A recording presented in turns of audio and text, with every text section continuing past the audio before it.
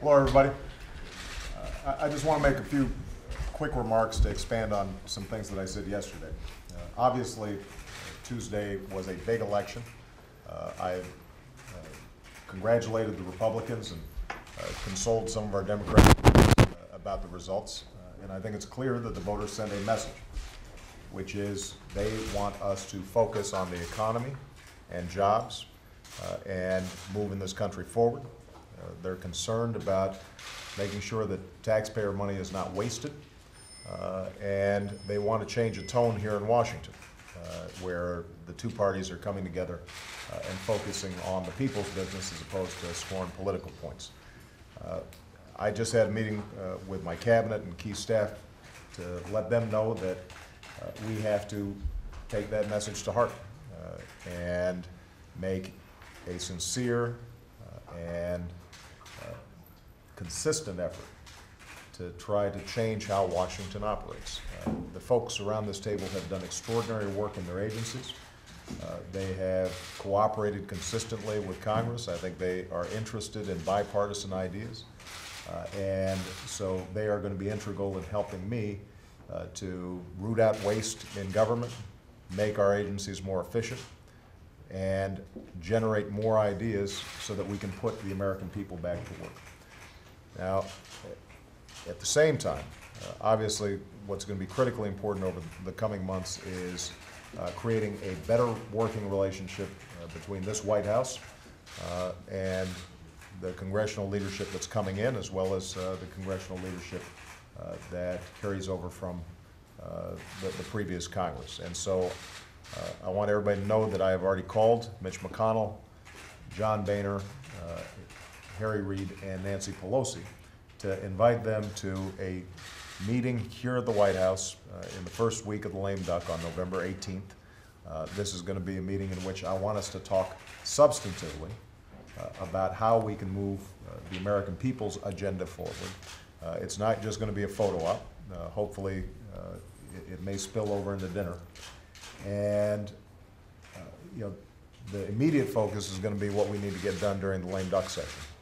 I mentioned yesterday we have to act in order to assure that middle-class families don't see a big tax spike because of how the Bush tax cuts had been structured. It is very important that we extend those middle-class tax provisions to hold middle-class families harmless. But there are a whole range of other economic issues that have to be addressed. Unemployment insurance for folks who are still out there looking for work, business extenders, which are essentially provisions to encourage businesses to invest here in the United States, and if we don't have those, we're losing a very important tool for us to be able to increase business investment and increase job growth over the coming year. We've got to provide businesses some certainty about what their tax landscape is going to look like, and we've got to provide families certainty. That's critical to maintain our recovery. I should mention that in addition to those economic issues, there's some things during the lame duck that relate to foreign policy that are going to be very important for us to deal with. And I'll make mention of one in particular, and that's the START Treaty. We have negotiated with the Russians significant reductions in our nuclear arms. This is something that traditionally has received strong bipartisan support. We've got people like George Shultz, who helped to organize arms control treaties with the Russians back when it was the Soviet Union, who have come out forcefully in favor of this. This is not a traditionally Democratic or Republican issue, but rather an issue of American national security, and I am hopeful that we can get that done before we leave and send a strong signal to Russia that we are serious about reducing nuclear arsenals, but also send a signal to the world that we're serious about non-proliferation.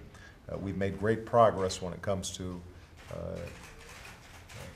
sending a message to Iran that they are isolated internationally, in part because people have seen that we are serious about taking our responsibilities when it comes to non-proliferation, and that has to continue. So there's going to be a whole range of work that needs to get done in a relatively short period of time, and I'm looking forward to having a conversation with the leadership about some agenda items that they may be concerned about. Last point I'll make is that I've also invited the newly elected Democratic and Republican governors here to the White House on December 2nd, because I think it's a terrific opportunity to hear from them, folks who are working at the state and local levels, about what they're seeing, what ideas they think Washington needs to be paying more attention to. A lot of times things are a little less ideological when you get governors together, because they've got very practical problems that they've got to solve in terms of how do they make sure that roads and bridges are funded, and how do they make sure that schools stay open and teachers stay on the job. But, that kind of nuts and bolts stuff I think oftentimes yields the kind of common sense approach that the American people I think are looking for right now. So in sum, we've got a lot of work to do.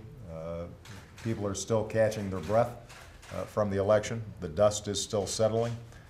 But the one thing I'm absolutely certain of is that the American people don't want us just standing still. They don't want us engaged in gridlock. They want us to do the people's business, partly because they understand that the world is not standing still.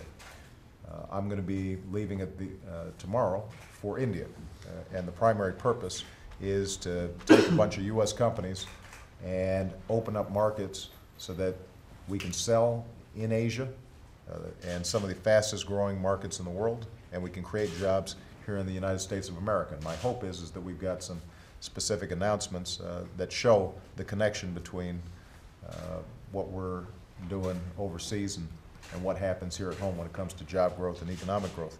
But the bottom line is that all around the world, countries are moving. They are serious about competing. They are serious about competing with us, not just on manufacturing, but on services. They're competing with us when it comes to educational attainment, when it comes to scientific discovery. And so we can't afford 2 years of just squabbling. What we need to do is make sure that everybody's pulling together, Democrats and Republicans and independents, folks at the federal level and the state levels, private sector with the public sector, to make sure that America retains its competitiveness, retains its leadership in the world. And that's something that I'm very much looking forward to helping to be a part of. So thank you very much, everybody. Mr. President, thank you, guys.